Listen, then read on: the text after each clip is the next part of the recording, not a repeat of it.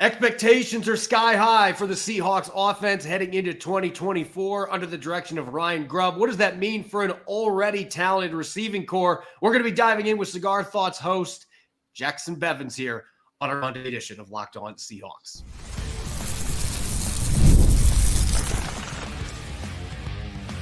You are Locked On Seahawks, your daily Seattle Seahawks podcast, part of the Locked On Podcast Network, your team every day. Greetings, 12. This is Corbin Smith, host of the Locked On Seahawks podcast, your daily Seahawks podcast, part of the Locked On Podcast Network, your team every day. Glad to be teaming back up with Rob Brang. It feels like my Coast and Crime's been gone for like 6 months, but he is back for today's show after vacation. And speaking of vacations, our guest today, we are fired up to welcome back Jacson Bevens of the Cigar Thoughts podcast. And Jaxon, you just spent, I believe, a couple of weeks in Poland, so I'm sure you're still acclimating back to Pacific Northwest time with that travel jet lag. But hopefully that trip was a lot of fun. I know I told my wife about it because she's from Poland, and she was very jealous. So just put it that way. Yeah, it's awesome. You know, my wife is from Poland, born and raised, and I've always wanted to go and. I'm Poland, very, very cool country. But the biggest thing for me is Paulina and Corbin, I'm sure you can speak to this, but Paulina's approach to some things is so wildly different than mine. And I've always understood that it was cultural, but I'd be like, it's so different how you approach this than I would. And after spending, almost 3 weeks with her family over there, you do kind of understand, hey, it's the beauty of traveling, right? You open up your perspective. And my number one goal, obviously, I wanted to see the history and see the old buildings and the 1,000-year-old cobblestone streets. We got to do all of that. It was so cool. Went to the Baltic Sea and all that. But my number one goal was I wanted to come back understanding my wife better. And I definitely did that. So that was really, really cool.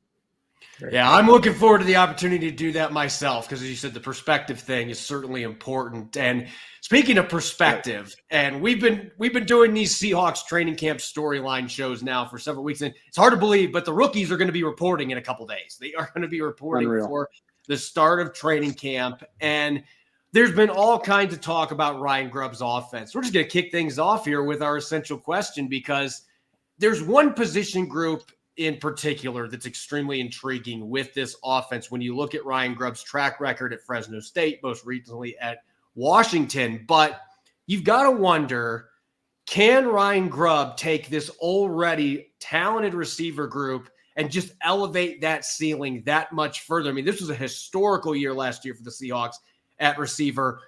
Really, the question is, how much better can they be with Ryan Grubb as the offensive coordinator, given his track record?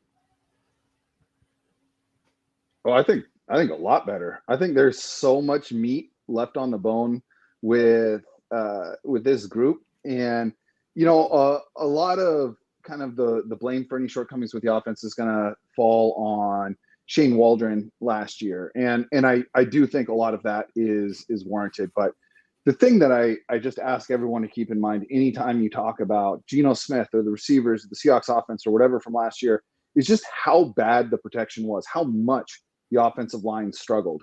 And it's like the stat that I'd like to point out is when the Seahawks played the Giants on Monday Night Football and sacked Giants quarterbacks 11 times. Y'all remember that, right? It was amazing. It looked like the best defense in the world. 11 sacks in that game, franchise record. Their pressure percentage in that game was 46%. When Abe Lucas wasn't on the field, Geno Smith's pressure percentage faced was 45%. He was essentially facing that level of pass rush all season long and was still pretty decent. Problem is, Shane Waldron, what I think separates good play callers from great play callers, I think Shane Waldron's a good play caller, especially his opening scripts, first half of the season, they were fantastic. But it's the ability to counterpunch. It's the ability to adjust. And great play callers can adapt to increased pressure, and Waldron's offense never did. And it wasted JSN in terms of what he could do. It wasted DK Metcalf. Metcalf his ADOT was like 3 yards shorter than his career average last year. JSN's ADOT was almost negative, and by that I mean average depth of target.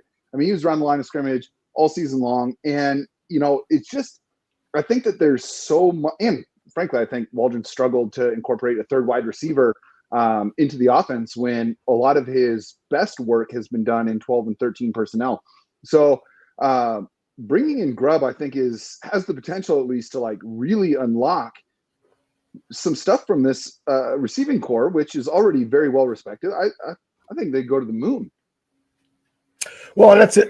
I 100% agree with you, Jackson. And I think that one of the things that Grubb had such success with, going back to Fresno State, with a young man named Jalen Cropper. And then, of course, these past couple of seasons, primarily with Rome Odunze. And just from a physical perspective with Rome Odunze, 6'3", runs like the wind, a big body kind of guy that can track over his shoulder. I mean, there is some obvious physical similarities with DK Metcalf. And as you said, there's a lot of meat left on that bone. I mean, it just feels like the game almost comes easy to DK Metcalf because, I say this with all due respect, the man has a freakish talent.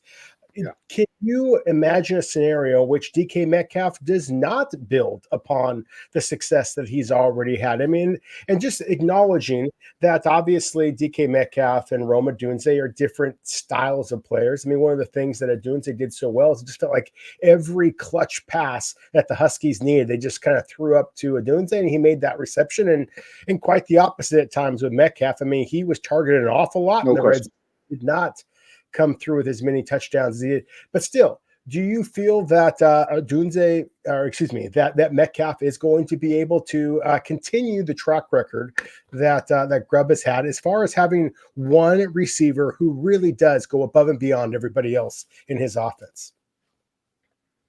Yeah, barring injury, the only way I don't see it happening is if Smith-Njigba takes the leap and becomes the number one in this offense, which I am not writing off. I mean, that's what his draft pedigree says he's capable of. It's what his college production says that he's capable of. But I think year one with Grubb, I would love to see DK get hyper targeted. You match up the first 5 years of his career against all receivers in the first 5 years of their career, and it's pretty impressive just from a pure volume standpoint. You adjust for age, it's even crazier because he came out super young.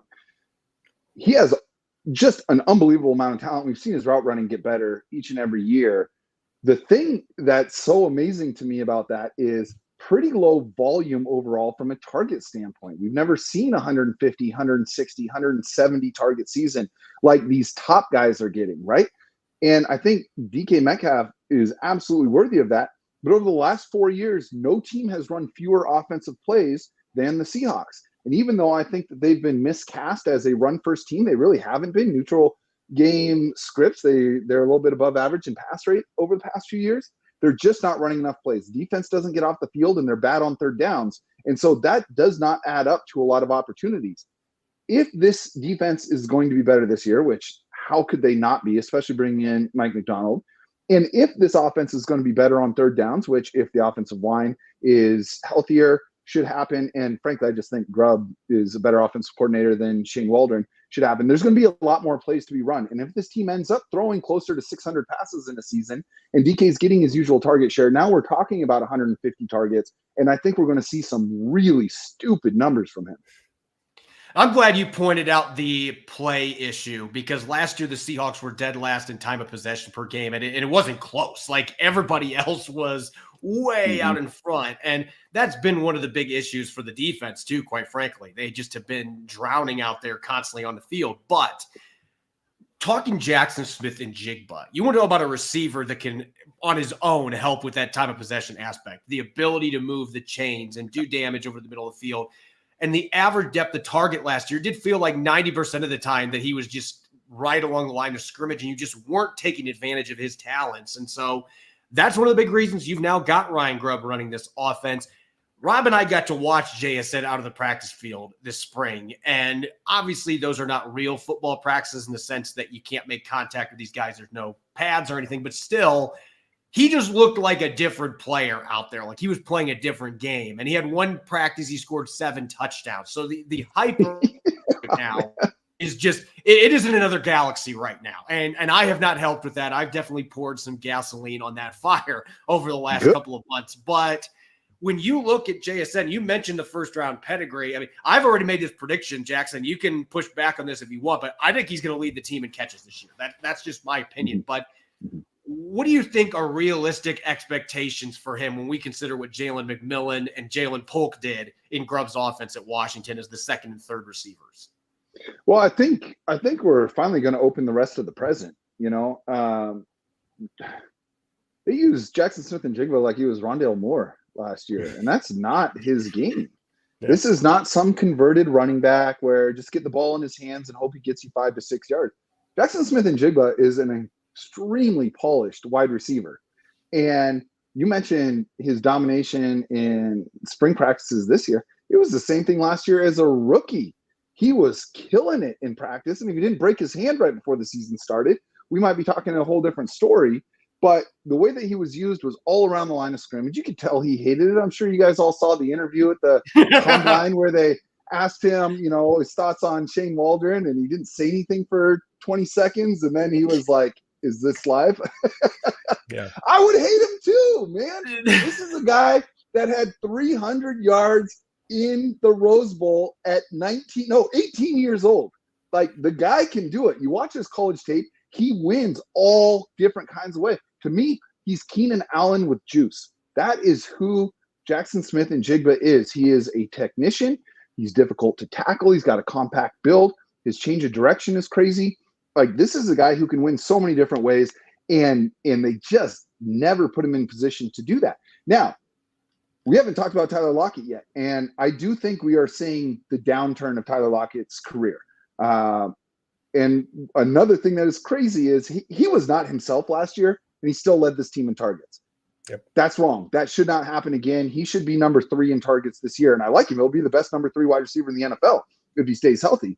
But that's what I think he is in this offense. To your question, though, Corbin, that I think is so fascinating, what I loved about Grubb's offense is he is not afraid to move the chess pieces around the board. You did not see that with Shane Waldron. DK would occasionally drift into the slot, but he was your X.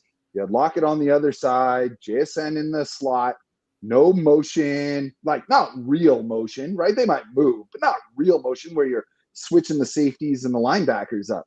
Well, Grubb does that. And I love that he maximizes the splits between his wide receivers. He'll group them in a diamond formation or trips real tight, or he'll have someone way out on the boundary, and you need to have a quarterback with commensurate arm strength to make that work, but he had that in Penix. He has it in Geno Smith. I think there's a ton of overlap in those two quarterback strengths, and one of them is the ability to get the ball to the boundary on time with zip, which is considered the NFL throw. Can you be on the left hash and hit a 15-yard out route to the right sideline? That's a 40-yard throw. That's only 15 yards downfield. Can you make that throw? Geno Smith can absolutely make that throw, and it allows a coordinator who's forward-thinking enough to really take advantage of those splits. So I think we're going to see Jaxon Smith-Njigba all over the formation. I think we're going to see DK Metcalf all over the formation. They've already been hinting at that in their press conferences, and that's going to open things up for Tyler Lockett. I think Tyler Lockett's going to be more of the safety valve and less of the downfield guy that he's been, and I really, really hope those downfield and second-level routes that Lockett was catching and falling down last year go to JSN, because I think the after-the-catch ability is just so much higher there. We're going to continue to dive into our wide receiver room in Ryan Grubb's offense. We'll get to that coming up next year on our Monday edition of Locked On Seahawks. This episode is brought your way by Game Time. You shouldn't have to skip a mortgage payment when you want to buy tickets to your next big event. Game Time is the fast and easy way to buy tickets for all the sports, music, comedy, and theater near you. They've got killer last-minute deals, all-in prices, views from your seat, and with their best price guarantee, Game Time takes the guesswork out of buying tickets. Coming up on September 1st, my wife and I are going to get to see Metallica at Lumen Field, and we got awesome seats down in the lower bowl for under $200. That is a great deal to see the gods of metal that are Metallica. You can get deals like this on tickets through Game Time right after the day of the event, and the Game Time guarantee means you'll always get the best price to write your own memories. If you find tickets in the same section row for less, Game Time will credit you 110% of the difference. Take the guesswork out of buying tickets with Game Time. Download the Game Time app, create an account, and use the code LOCKEDON for $20 off your first purchase. Terms apply. Again, create an account and redeem the code LOCKEDON for $20 off. Download Game Time today. Last minute tickets, lowest price, guaranteed. Welcome back to the Locked On Seahawks podcast, Monday edition. I'm your host, Corbin Smith. Glad to be joined by my co-host in crime, Rob Rang, and special guest, Jacson Bevens of the Cigar Thoughts podcast. Always a blast when Jaxon comes on. And we're diving into Ryan Grubb's offense from a receiver perspective. Obviously, a very talented receiver group, one of the best in the NFL. The Seahawks are hoping to maximize this year the talent that they have in that position group. Rob, since I already accidentally cut you off, I'm going to let you get the first question here in this segment here. We had to get our ad break in there, but I'll give you an opportunity to dish that question out here to Jaxon and keep this thing rolling. Well, I appreciate that, Corbin. Yeah, and Jaxon anticipated where I was going to go next just a moment ago, and just kind of, illuminating why he thought that Tyler Lockett might be, a little bit underrated. Because I 100% agree with you in terms of the way that Ryan Grubb is going to use his offense and the formations. Then it should create an awful lot of those underneath routes where Tyler Lockett can, wiggle himself free. He's got a frame similar to Jalen Cropper. I mentioned before was the Fresno State wide receiver who dominated touches in the last 2 years of Grubb's time at Fresno State. But I actually am going to pivot there and go on to wide receiver number 4 or 5, or maybe not even on the roster, and that being D. Eskridge. When the University of Washington had a couple of wide receivers go down with injuries at times last year, there was a young man named Giles Jackson who stood up and made some big plays. But he's 5'9", 178 pounds. He's actually very similarly built to the 5'9", 185-pound D. Eskridge. And so my question to you, Jaxon, is do you think that this is finally the year that D. Eskridge takes advantage of his physical skills? So we've all seen flashes of his athletic ability. Is this, I'm just going to ask you, make a prediction, put you on the spot here, buddy. Is this the year that D. Eskridge lives up to that hype, or even before that, can he even make this roster, given the fact that he struggled as much as he has so far? No. Yeah. I hear you. I don't see it happening for D. Eskridge. I can see him making this team. I think here's the best thing that happened to D. Eskridge's NFL career. The league switched the kickoff return rules. Yeah. And kickoff returns are going to be a huge part of this game again. And I think that is where D. Eskridge can earn his roster spot and earn his money, because kick return has been an afterthought, and now it's not going to be. You're going to see 4 or 5 returns a game. And the way the new kickoff rules are set up, they're set up to get returns, and the penalties for touchbacks are higher and all of that kind of thing. So I think that's where we see it. The challenge at the NFL level with a player like D. Eskridge, you see the same thing with like Tutu Atwell in Los Angeles. I mentioned Rondale Moore already. Is it's really hard to not be tipping your hand when you put that guy on the field. Because if you put D. Eskridge on the field, you're taking someone better off. Who is that? Is it a tight end? And now you're going 5 wide? Is it a running back? Is it one of your 3 receivers? And that means, okay, if I don't see D. Eskridge being on the field for more than like half a dozen snaps a game. I would consider 6 snaps a game a win for D. Eskridge, barring injuries. And if I'm a defensive coordinator and I see him out there, I'm like, well, okay, key on this guy, right? Like players like that, they don't have the full playbook. I mean, I'm sure D. Eskridge knows the full playbook, but most of it doesn't apply to him. There's a package of plays for D. Eskridge, and teams are going to know that when he's on the field, chances are it's going to be one of those plays. So I think that's going to be a test for Ryan Grubb is, can they devise ways to get Eskridge the ball in space? Because you're right, Rob, he has the explosiveness. He was drafted, even if we didn't love the pick, he was drafted in the 2nd round for a reason. I mean, he is a game-breaking type talent. I just think at the end of the day, any impact that he may make is going to come in special teams. Yeah, that seems to be the route for him to be able to stick on this football team. And the big reason why it has reached that point, we got to talk more Bobo here. I mean, we can't have Yeah. a discussion about receivers without Jake Bobo. And I'm just going to say this, Jaxon. I mean, I've been covering the team as a beat reporter since 2017. I was following the team very closely before then. So I got to see all the undrafted rookies that have made the roster since Pete Carroll and John Schneider arrived. I don't know that there was a more pleasant surprise than Jake Bobo. I mean, a guy running a 4.99 40 as a receiver, normally that would be a death sentence for any chance of playing in the NFL, maybe even the CFL. But he comes to Seattle and has a dominant offseason program. He is maybe the most exciting player in training camp. The guy's just incredibly gifted with his hands, maybe the best hands in the entire roster.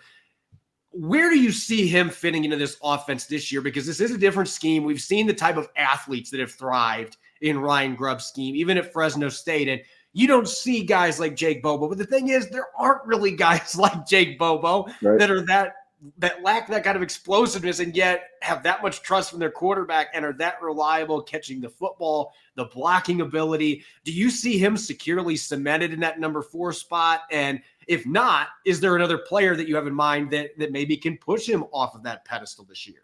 No, Bobo's the real deal, man. And like, look, I was fortunate enough to play football, Corbin. I know you played and coached. Rob, I don't know, Rob, you played? Yeah. You know what it's a little bit and coached it, yeah. When you've got a guy on the team that's not the most athletic, but he's just that dude, like that shit transfers to the rest of the team. And you saw it when Bobo made big plays. I mean, crying out loud, his one-handed diving touchdown catch in the back of the end zone. Like, but even other stuff, big 3rd down conversions. He had a big 4th down conversion. The reaction on the sideline is different than if Tyler Lockett makes that play. It's like, oh yeah, that's what Tyler Lockett does. Bobo does it. It's like, yeah, Bobo time, baby. And like, there's real value in that. We focus so much on what we can chart and what we can measure, but this is still an emotional game. And I think Bobo has all that juice. The other thing is I think he's a really good player. And I haven't heard anybody say this, but my take, this isn't based on anything except for just gut instinct. My take on Bobo's role is his presence on the roster made it easier to let Colby Parkinson walk. I see Bobo as more of a move tight end type of player than a wide receiver in this offense. I think he's someone that you can put on the field and you can keep him in line. He's a very willing blocker. And you can move him all over, right? Like he's a player with some versatility. He's not going to beat you over the top, but that's okay. I see him being used similar to how Ryan Grubb used Jack Westover at UW. And that's what I think Bobo's value is going to be in this offense, more so than just a depth wide receiver. I think that's an excellent answer, an excellent comparison here with the way that Grubb used Westover to how he might be using, how he might be using Jake Bobo. And that kind of reminds me of the final question that I had for you here. I mean, we've talked in such loving, glowing terms about Ryan Grubb and how great this offense should be. What concerns you? Like for me, for example, I look at this offense and I think, okay, one of the reasons that I've seen a lot of, offenses that at least cut their teeth at the college level, then come to the NFL and struggle is just because the dudes out there play defense too. And there is just greater speed, greater physicality, and especially with timing offenses. You just don't see very much press coverage in college. And of course, they're going to see an awful lot of that with some of the most physical defenses in all the league, of course, in Seattle's division. So is there anything, Jaxon, that really concerns you about Ryan Grubb's offense, whether it be at the wide receiver position or any other aspect of it that you have some concerns about Ryan Grubb's offense acclimating to the NFL? Yeah, I have concerns. None of them are schematic. I don't see a lot of weaknesses necessarily. The thing about that, and he enjoyed it at Fresno State, and he certainly enjoyed it at UW, is just superior skill and athleticism with his offensive players versus the defenders. Until they played Michigan, UW's offensive players are just so much better than the guys trying to stop them. And I didn't feel like he got exposed in that Michigan game at all. I think Penix, who I adore, missed throws, and he got banged up early and all that stuff. My concerns are he had so much time to get these plays off at UW, right? Best offensive line in the country, best receivers in the country, a top 10 draft pick at quarterback, right? Like, this is something where there was never a point where it's like, outside of the USC game, there's never really a point where it's like, well, we're having trouble getting the passing game going. Can we design an effective run game to take advantage of or to still win in this situation? And hats off to him. I mean, USC's defense is atrocious, so who knows? But he was able to make that pivot in that game. But you look when I think it was against Arizona State when Penix was sick and had a really bad game. I didn't see a whole lot of counterpunching there. And so, I think expecting Seattle's offensive line to be anything more than league average is a little bit Pollyanna this year, at least. And so, if you've got an average to below average offensive line, how many of these plays that won drives and won games in college can you actually run if the ball has to be out in 2.2 seconds, if the ball has to be out in 2.1 seconds, if it has to be first or second read or nothing? Because there just wasn't a ton of that for him in college. So that's my concern. It's not that I see that as a weakness in his game. It's just an untested part of his game as a play caller. Yeah, this is really going to be a chance to see where his adapting abilities are at, because this is going to just be a different level. And then dealing with the defenders you got to face off. And obviously the offensive line, there's concerns there, and there have been for like 15 years. So you're going to have to figure out how can we try to orchestrate this offense with some of those obstacles that could potentially be in our way. We're going to be changing things up a little bit here. We've done this a few times with our guests. We're going to be continuing our 90-man countdown. I know there's a couple players that Jaxon is eager to dish some thoughts on, and we're going to be getting to that here in a moment on our Monday edition of Locked On Seahawks. Locked On Seahawks is sponsored by BetterHelp. What's the first thing you do if you had an extra hour in your day? For me, I wish I had a bit more time to paint horror movie models like the Critter and Gremlin you can see behind me in the background. The best way to squeeze that special thing into your schedule is to know what's important to you and make it a priority. Therapy can help you find what matters to you so you can do more of it. And BetterHelp Online Therapy will assess your needs and can match you with your own licensed professional therapist in less than 48 hours. If you're thinking of starting therapy, give BetterHelp a try. It's entirely online. It's designed to be convenient. It's flexible, suited to your schedule. Just fill out a brief questionnaire to get matched with a licensed therapist and switch therapists anytime for no additional charge.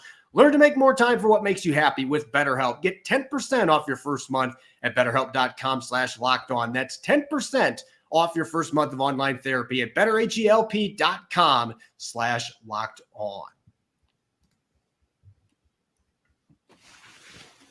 Welcome back to the Monday edition of Locked On Seahawks. This is your host, Corbin Smith. Glad to be joined as always by my co-host in crime, Rob Rang, and our special guest here as we continue our Seahawks training camp storylines, Jacson Bevens of Cigar Thoughts joining us. And Jaxon, we've done this with a few of our other guests. We always leave this open, but we mentioned a couple of the names for our 90-man countdown today, and there's a few of them that certainly piqued your interest. So we're going to be diving into 3 players here as we preview the upcoming season, and we're going to go a little bit out of order. This player would have been the last one, but I feel like it is the biggest name on this list for a number of reasons, both figuratively and literally in this case. But Abraham Lucas, this football team was just not the same without him last year. And even when he played, he was not, I think saying he was a shell of himself would not even be the correct assessment. Like, he just could not drive guys off the ball. It was clearly evident that that knee was causing a lot of problems for him. He's missed the entire offseason program, and yet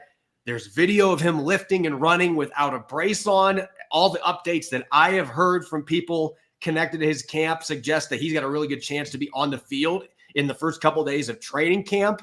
How big of a win would that be for the Seattle Seahawks, especially if these knee issues are completely behind him, which has, of course, been the biggest concern here? Yeah, I think Abraham Lucas is one of the 5 most important players on this roster. He is that good. We saw it as a rookie. He was immediately one of, I think, the 10 best right tackles in the NFL. And probably, and I say this as a fan of Charles Cross, probably the best offensive lineman on this team. And when he got hurt in the first, I mean, the splits are just so wild with him on and off the field. In that awful week 1 loss where he got hurt, Well, Seahawks had 3 scoring drives in their first 4 possessions when he was on the field, and he got hurt, and they didn't do shit after that, and they didn't do shit for the next 9 weeks with him hurt, because teams knew that they could win off the right edge. They had no answers behind him. And look, there's like 3 good offensive lines in the NFL these days. So this isn't unique to Seattle, and they all get hurt. And by the end of the season, no one has a good offensive line. But Seattle's was really, really bad. And then he came back for the Cowboys game, and they put up 41 points and were just dominant again. Like, he is so important to this team. And I think that he has all-pro potential. So I'm thrilled. I really, with all of the consternation and really lack of knowledge about where he's at with his recovery until recently, that was like a 2-win swing in my projections for this team, whether or not he plays. Well, and I agree. I think that he is that important. I think that you can make an argument that he is the most important offensive lineman for the Seahawks. Look, Charles Cross is a good football player, but I think if they have some others who might be able to handle that left tackle position, I think that with Abraham Lucas, not only is he a quality pass protector, but he is just physically dominant at times in the running game. And I think he's got some badass to him. That's some junkyard dog to him that I think that the Seahawks offensive line has otherwise lacked. And that's why I wanted to kind of pivot to the rookie selection of Christian Haynes, because I think that he has got some of that junkyard dog to him as well.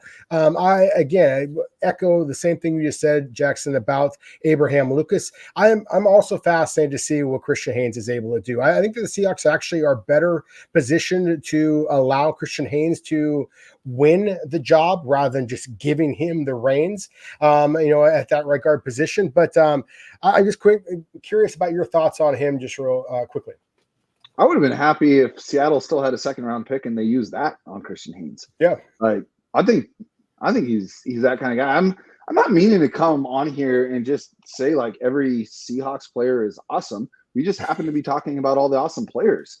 Like, we're talking about the wide receivers and then, 2 very exciting offensive line players.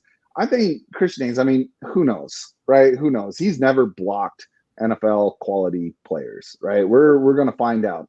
And I don't expect him to be awesome as a rookie. But I think the things that he does well do transfer from how he played in college to the NFL. Seattle, in their ongoing quest to draft even a serviceable guard that they've basically failed at doing for 12, 13, 14 years in a row now, is the guys that they select, when they won going forward. And that's great. That's cool. If you can help the run game, that is awesome. If you can't pass block, it doesn't matter. It really doesn't matter. And Christian Haynes, as good as he is in the run block and like the way he's built, he's so big, even by NFL offensive lineman standards.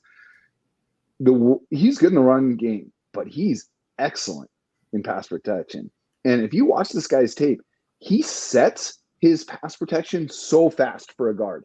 When you visualize an offensive lineman getting into pass pro, you think about these uber athletic tackles that jump back out of the snap, get their feet set, and wait for the defender to get to them. You don't see that from guards a lot of times. 1, there's less space between them and the guy that they're blocking. 2, they tend to be heavier and slower of foot. That is not the case with Wilkins. This dude gets into his pass set so fast, which buys you an extra quarter second to see what that defender is doing, which is everything. It's like boxing, right? If you're a boxer and you knew a quarter second earlier what the other guy was going to throw, you would be an infinitely better boxer. It is the same thing for offensive linemen, and the ability to get set in your pass pro as a guard and identify what's happening is huge. So assuming that that's a skill set that transfers to the NFL, I think Seattle's got a good one. You talked about the positivity on this episode, and obviously we have mentioned a lot of exciting players that are already proven, and you got some young guys that have a ton of upside that were high draft picks for the Seahawks. We're going to shift to our last play here, and this has been one that's created, I would say there's been a bit more consternation among the fan base when it comes to this particular player because you're replacing Bobby Wagner. Nobody's asking Tyrel Dodson to be the next Bobby Wagner. That would be an extremely unfair expectation to put on a guy, especially a player that's got 15 starts in his NFL career. But I think that's really where a lot of that concern is for the fan base.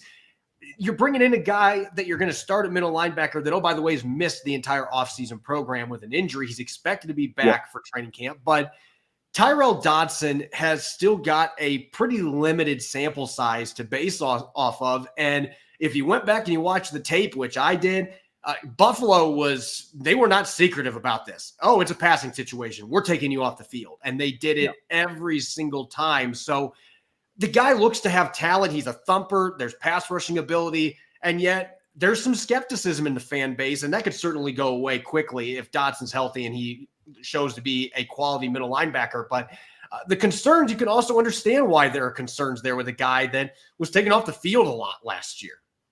Yeah, I mean, the issue with Seattle's linebacker play has not been really tackling or even addressing run blocking. It's been coverage. And, when they signed Dodson, I thought, okay, good value, good player. Who else are they bringing in? And then they just kind of didn't. And, it's something where if I'm an offensive coordinator and I see Dodson on the field, I am trying to get that guy into coverage because I think you can exploit him that way. Now, the caveat, of course, is Mike Macdonald. We are going from years of, to me, what was just a deeply unimaginative defense. We're going to line up and we're going to be tougher and we're going to make you convert 4 third downs in order to score. Great. That's an awful brand of football to watch. And it didn't really work because it kept your offense off the field, like you said. Dead last in time possession. Like I mentioned earlier, fewest offensive plays run over the last 4 years. Hopefully, Macdonald can do something where he's putting his players in position to take advantage of their strengths more often than Seattle has done in the past. And Seattle hasn't done a whole lot of substituting on defense, especially their linebackers. It's pretty much like, all right, you two, go do it. But, pardon me, with Macdonald, what you have is a lot of versatility. He asks his players to do a lot of different things. I'm skeptical whether Dodson is capable of doing that. He strikes me as a situational linebacker like he was in Buffalo. The way the roster stands right now, he's going to be asked to do a lot more than that. Now, the nice thing is he was really good at the stuff Buffalo was asking him to do. He had an excellent PFF grade. I think it was like 89.5. It's like a top 10 off-ball linebacker grade. But it's like, it's like the difference between Steph Curry shooting a three-pointer and Kyle Korver shooting a three-pointer. Steph Curry's a better shooter. Kyle Korver has a higher percentage makes because Korver's only shooting coming off a screen, catch and shoot, open look, whereas Steph Curry is having to create his own shot. It's a higher level of difficulty. And I think that's kind of what you've got going here with Dodson's PFF grade. Yeah, it's kind of an inflated grade in the sense that I don't want to say that it's a sugar-coated grade, but you put him in a position, and that's good coaching. I mean, you're putting the guy in a position to maximize his strengths, and maybe that's what the Seahawks end up ultimately doing. We don't know, but that is one of the bigger unknowns, just that linebacker group in general. Jackson, before we let you go, I know Rob and I, we've been doing this with every single guest that we have on here, and in fact, some people have said it's the hardest question to answer, which is, it's weird, but in some ways it is. How many games is this team winning this year? 10. All right. Well, this is our 5th guest, and we have had 3 people say 9 and 2 people say 10. So that seems to be the hot spot right now is 9 or 10 wins for this Seahawks team. Well, let me ask you this. I mean, this is a team that has won 9 games in back-to-back seasons. Where are they worse? Because I think there's a lot of areas where they're better. Where are they worse this year? I don't see it. Well, we just talked about one position they might be, but they were bad at the things that Dodson was bad at. That's true. That's true. I don't know if it's one of those couldn't get worse type of situation. I guess we'll find out. But Rob and I are in agreement that this team definitely should be in the mix for the playoffs. It's just interesting that there does seem to be a very set line for everybody. 9 wins or 10 wins, that they're going to be right in that area, which likely is wild card territory again for the Seahawks. Well, maybe we're a little too close to the fire because Vegas is over under 7.5, but I'm hammering that. Yeah, it seems like a lot would have to go wrong for this football team to plummet down to that. And yet that's where Vegas has them. Maybe they know more than what we do, being in the Pacific Northwest. But anyway, Jaxon, we greatly appreciate it. Let our listeners know where they can find your work and obviously your podcast. Yeah, I appreciate that. And again, thank you, Rob and Corbin, for having me on. Sure. Yeah, so Cigar Thoughts, we got the podcast. You can find all podcast platforms on YouTube. And yeah, we sit back, I have a cigar, we talk ball. We're actually recording today. I've got a really great guest coming on. You guys might have heard of him. His name's Corbin Smith. He works for Locked On Seahawks. He's going to be joining us today and taking a little bit more of a holistic view of the offseason and what we can expect coming up. But it's just a little bit different brand of football conversation. And anybody listening who's not familiar, come check us out. As always, you can follow me on X and Threads at Corbin Smith NFL. You can follow Rob at Rob Rank. Make sure to subscribe to Locked On Seahawks on YouTube and wherever you get your podcast to make sure you don't miss a single episode. When we get back tomorrow, we're going to be continuing our training camp storylines. We've got another guest that's going to be jumping on, and there may be a more offensive line-centric approach to this episode. Make sure that you are listening in and enjoy the rest of your Monday. Go Hawks.